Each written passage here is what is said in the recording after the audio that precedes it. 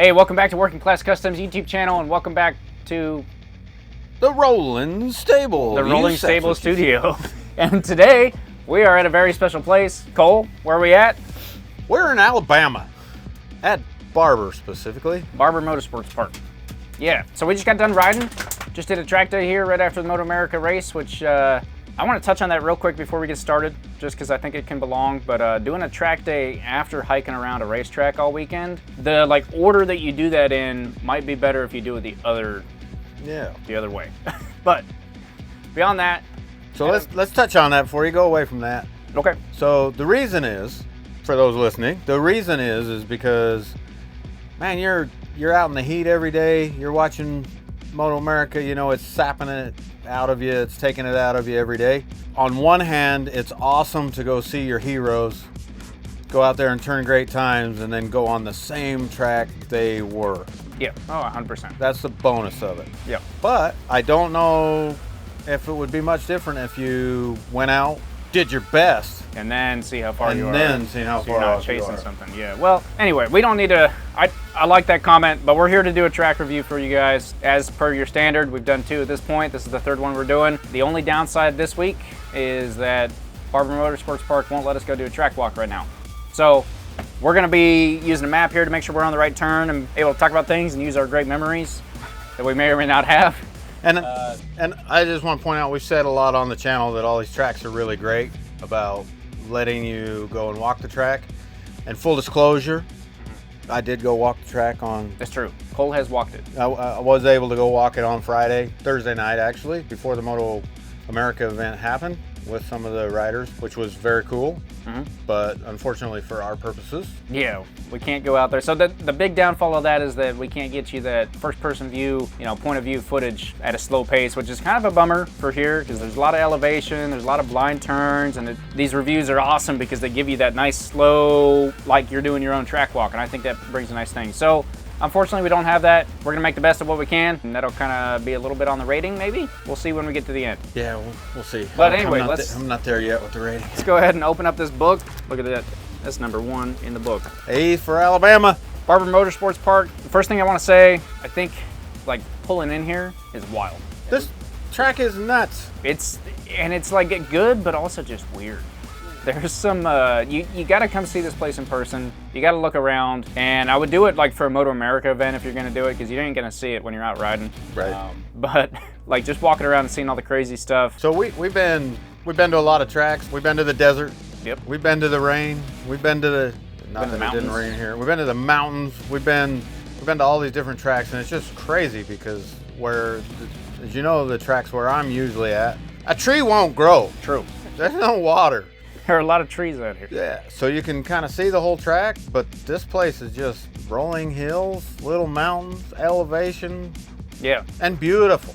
And I was surprised about the elevation in the track, and we'll get into the turns individually, but someone mentioned this track's like a roller coaster, and once you start riding it, 100%, there's no off-camber turns. All the hills kind of just flow nice. For me, it was I could see a person getting stuck reasonably fast, but not fast, right? Because it's so easy to just be smooth and have this very methodical kind of melody, if you will. Not to shout out Mike again, but one of the comments he made was, this track is not that hard.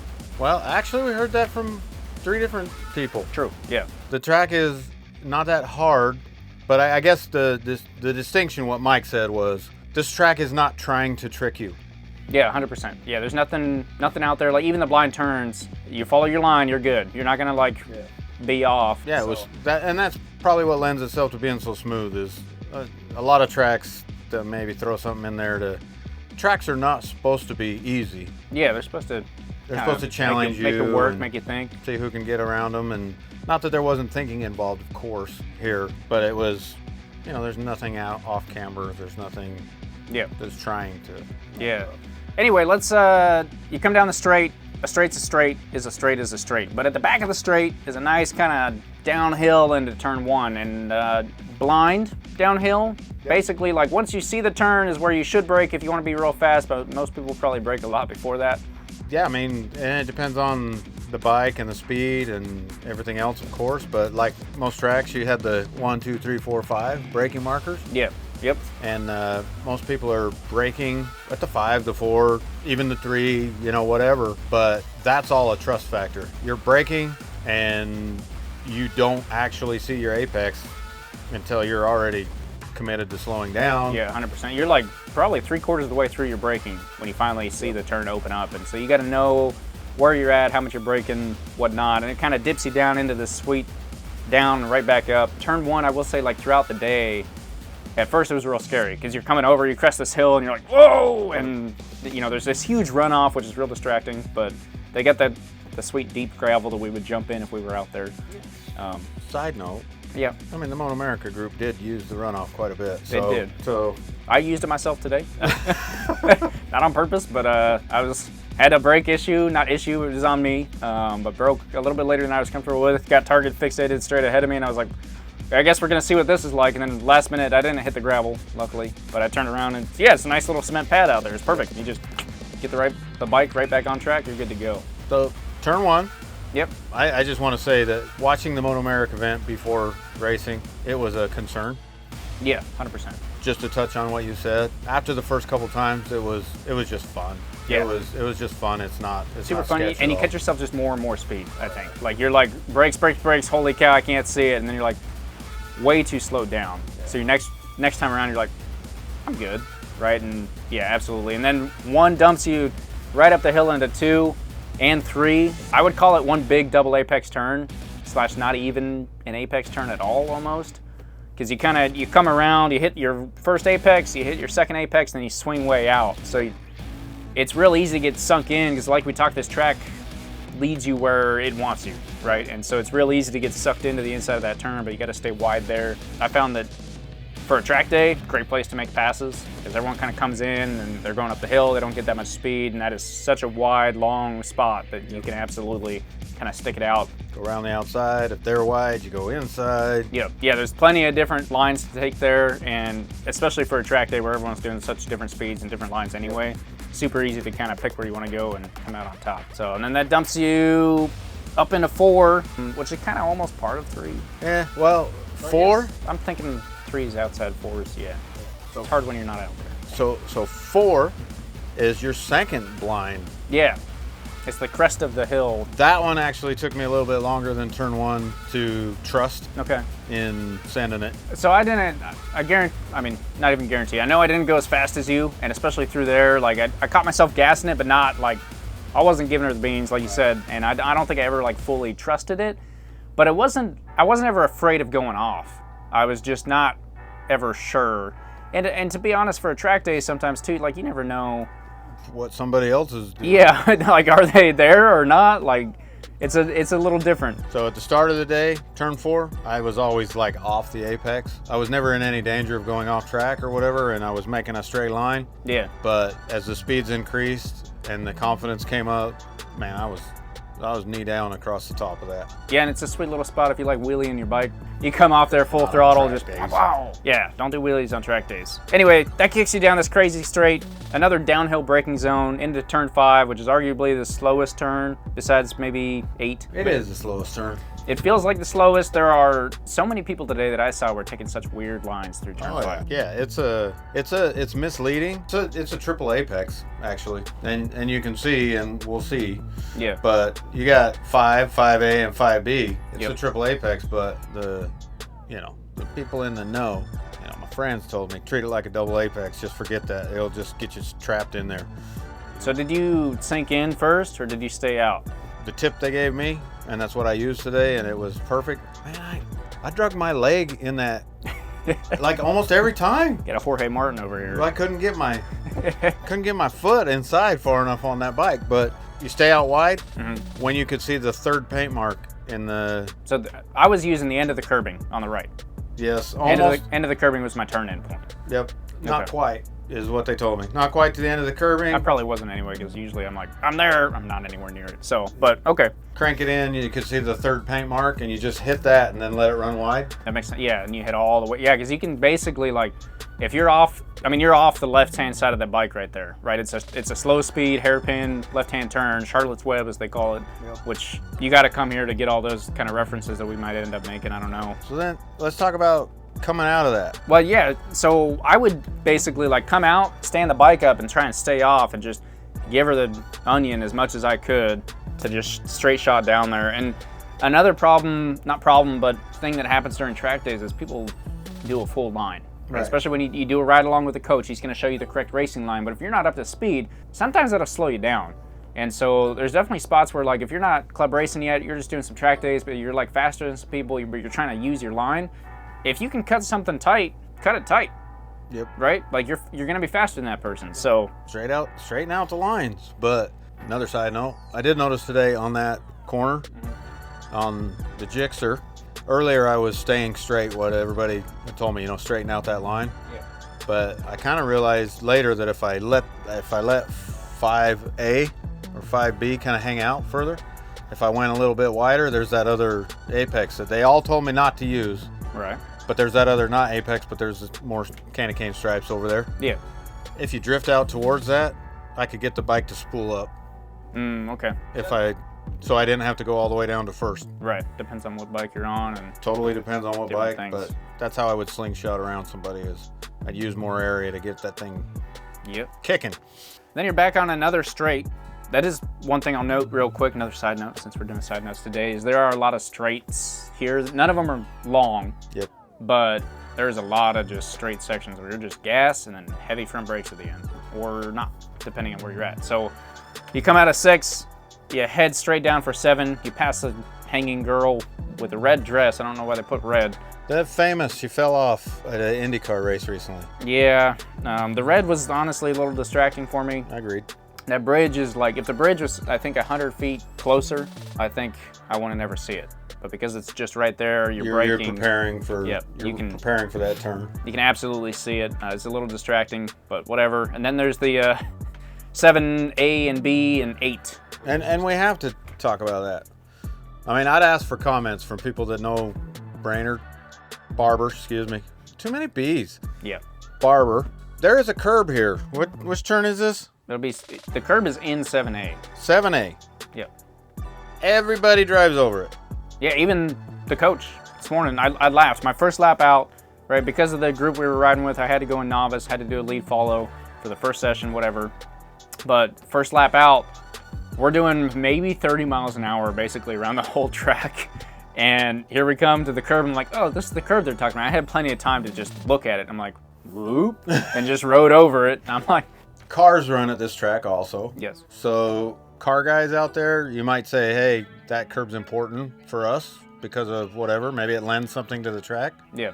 But some of the guys I was talking to, I think it was last year, they said they actually made it bigger and told everybody they couldn't run over it in the race. Yeah. And then everybody kept running over it, so they just said, do whatever you want. It 100% gets run over. I caught myself a couple times forgetting where I was at or whatever it was. And, when you go to racetracks, when you start racing, whatever it might be, you get used to candy canes, right? And you're not supposed to hit the candy canes in general, right? It's like a yellow light. Yep. It's your warning, right? And so I saw a candy cane on my right, dipped in, look over, see candy cane, and I caught myself like kind of moving the bike over it, and I'm like, oh wait, that's the curb I'm just supposed to run over, which is, Moto America was doing it all weekend, the coach led me right over it, but in my head, it's kind of weird, because if you put grass there, and you couldn't run it over, then you would have to do something different. You have to ride a little different. My problem with it is, I talked to another rider out there, and he said there was somebody in his group that was absolutely not running over it. And I just think at the speeds I was carrying, like I'm jumping that thing. Yeah. I'm like, getting ready for that next turn. And he said somebody would keep going burp, burp, like that, but that's out and then poof. Yeah, so if someone is running over it, so if you're here on a bike, run over it. Yes. But maybe, Barber, if you're watching this, get rid of it. Yeah, either get it out of the racetrack or make it so you can't run it over without being like without crashing, essentially. So I don't know. I've changed my fork seals again. Definitely unique to here. But anyway, you jump over that curb and you dive right down into 8, and 8's this pretty like deep, almost V-shaped. Yeah, it is fun. It sinks you in there real good. You're like at a low speed at that point, low-ish, and you're ready to just freaking pound on the gas immediately afterward. But it's not like a super short. It's not a hairpin. It's actually like, I think because of the speed you're carrying through there, it's a longer corner. Right.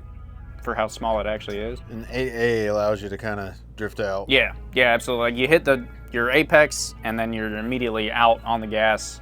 Like I said, that's the same thing. I'd start standing that bike up and I would hang off the right side of that bike until I hit my next braking marker and then flop to the other side. Yeah, it created a lot of passing. Yeah, 100%. Because you could absolutely, if you carry a little bit more speed through there or you're on the gas just barely before the other guy. Because I think a lot of people, you go up a hill right there, I think a lot of people like wait till they crest the hill to realize they can get on the gas. But if you're on the gas, a little bit of lean, and then you're in it by the time you're on the hill, 100%. Then you're on another straight. Straight-ish, which brings me to my personal favorite part of the track. Okay. Or close to. What do they call this? The S's, I think? Yeah. So 9 and then 10 is my favorite. I really enjoyed. So it's slight uphill. Yep. Really easy to see. You just start ramping up speed. Through 9 is a left. Yep. Slight left, and then there's a right. Nine's one of those lefts that you almost stay on the right side of the bike. Yes. You like put your bike over to the left, stay off the right side, and immediately slam it into 10. Yes, and that feeling, roller coaster. Yeah. I mean, I know there's no elevation, up-down elevation here, but going around 10, just hammered down. Launching out there. I don't know how it was for you. We rode in 2 different groups today, so you had probably a little more fun than me. But in the novice group, they told us, like, oh, you'll brake before you go into the S's. And I caught myself, like, I would brake just a tap to get the bike to go to the left, and then immediately back on the gas for all of that. And you come out of 10, you're on a straight shot again, and you can just blow everyone down. And that back straight right there at 10 is longer than it looks on this map. And you'll see it on the map. It feels a lot longer when you're going through it. And I was able to get some passing in there for sure. Just nice, easy, and you can see through there. So you can set people up. You can take a little bit different line through the S or whatever you want and just... That's why I love the 9 and 10 sequence. Because if you do 9 and 10 right, somebody treats 10 as too much of a corner or too little of a corner. But it seems like bikes were either like drifting way out wide after going through 10, or they would try to hug it too close. Either way, shooting through there. Yeah. So it's an S, right? But on a motorcycle and on a racetrack, the fastest way is a straight line through, and that is definitely one that you can just kind of straight line it through there. Then you're onto another straight, coming into another like dips down, and then up and over the hill. Roller coaster there. Yeah, 100%. And blind. When you're coming up over, you dip down, you can see. A little bit of braking there. They got braking markers. I think I was clocking up in the 120s, 130s on that back straight right there. And I would grab a gear before I took that. So just as a track day guy, because I knew that I was going to want that gear for the straight, and I don't want to have to shift through all these next few turns because I'm lazy. So I'd grab a gear going into 11, and then you shoot up and over 12. And if you got the cojones, as we call them here, you can shoot up over 12. Oh yeah. And most people won't. So. Good place to pass it. Yeah, and then 12 is just this huge, well, not 12, but 13. 13 is this big old long right, which is kind of weird. So it took me most of the day to figure that turn out. It honestly took me 3 or 4 sessions to really feel like I had that figured. Yeah. But once I got that figured, stay wide. I mean, hit your apex in 13. Yeah. And then just let that thing eat. But the weird part is you're coming into 14, and 14 is a pretty sharp right, so... But if you're on the gas from 13, you're on the gas clear up where it's showing 14 on this map, you can just hold it fast. You let off like last minute, and you're still going uphill, so it drags a lot of speed, and then... Dive in, and that's what I was doing. Again, probably not the same level or rate as you, but I bump the brake to get it to turn. I would either pass people there in 14 around the outside, or be so freaking close to them going into 14A and then coming around 15 and just freaking slingshot down the straight. So. The other interesting thing about 14A, in a race situation, not so much a track day, right? But in a race situation, if you cut underneath, going into 14A, this track, moving to 15, switches you back the other way. So if you don't make the pass on the inside, that guy's now got the inside on the next corner. Yeah, which definitely more for race, because I will say in the track day, I think most people they'll put themselves on a weird line in both corners. I saw that a lot.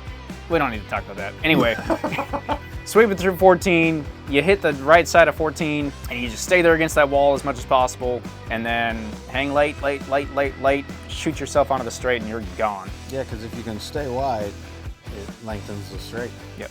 You really start spooling it up. Yep, 100%. And you can absolutely get a lot of people right there because they'll cut that pretty.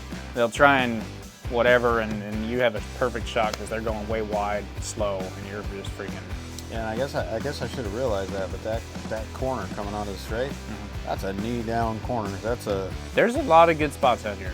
Yes. I will say, if you're have drug knee but not a whole lot, and you're looking for a place to get that knee poke, ground down, so you can buy a new set, get some wood ones from Bison Leather. Shout out, great place to do it. And then that takes you on the straight. Real quick, pit in, pit out. How are we feeling? So pit in was so obvious, so easy. The only thing I didn't like about it is, especially on a track day when you've got a lot of different level riders, I kept wanting to, going back to like 12, 13, I really wanted to hang it outside because I would pass like a bunch of people there. Yep. But you'd see maybe a slower bike on track, and I don't know that I can trust them to put an arm up. Yep. And so I was nervous to commit. In a race situation, I don't think it would be any problem.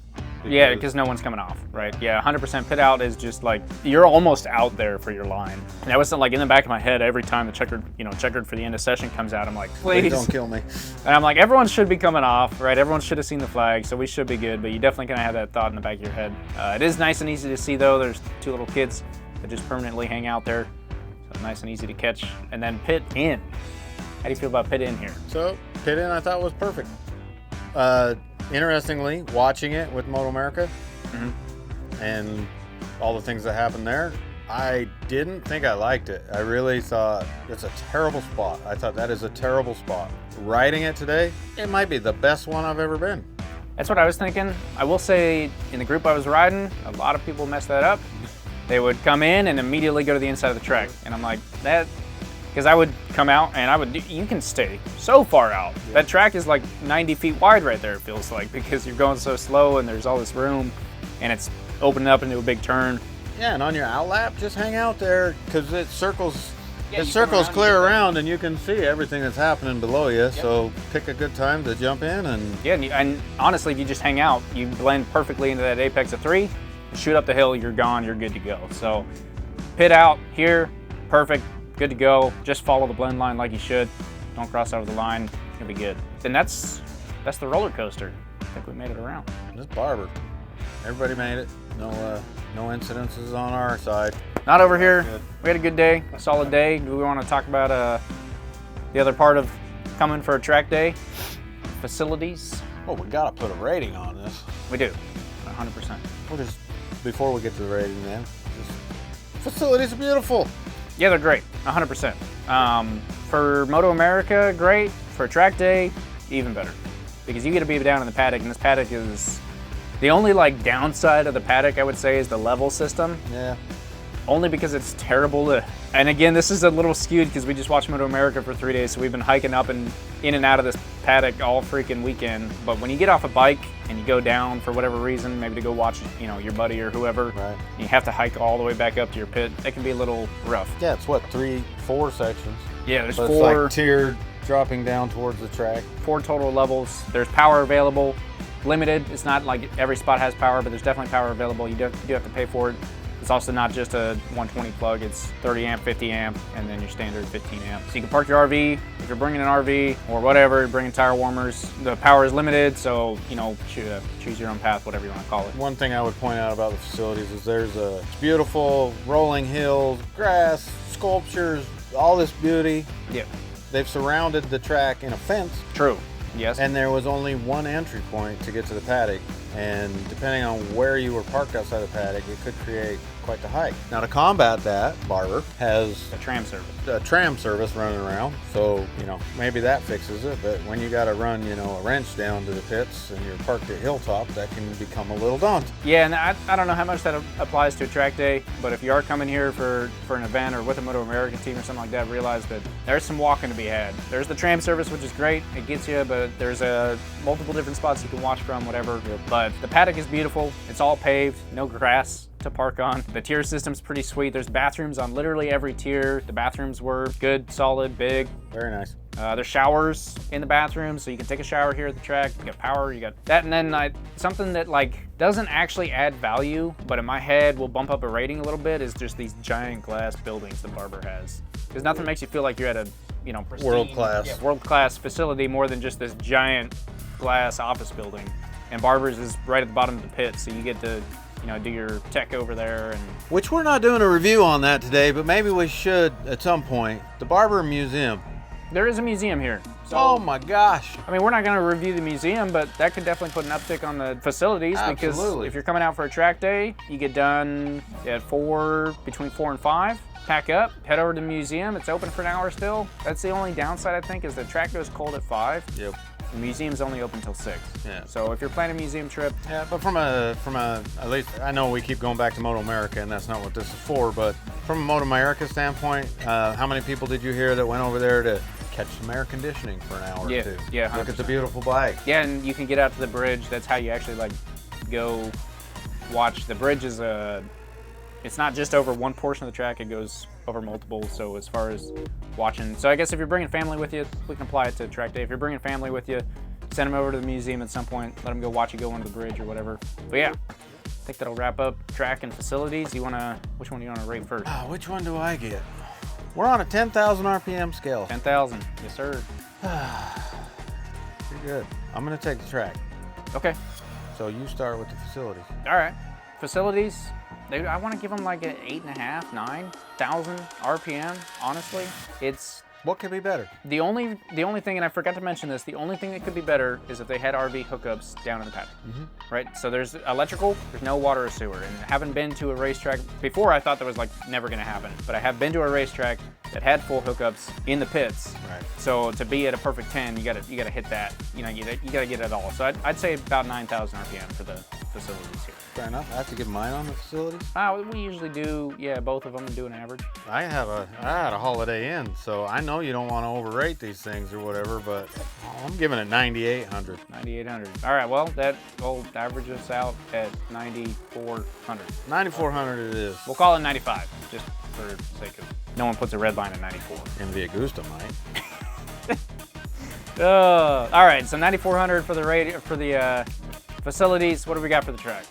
So as we just talked about, the track it's got to be on the bucket list. If you're somebody that likes to go around, see a lot of tracks, it's got to be on the bucket list. 100%. There's a reason it's on the Moto America schedule. Yeah. Beautiful track.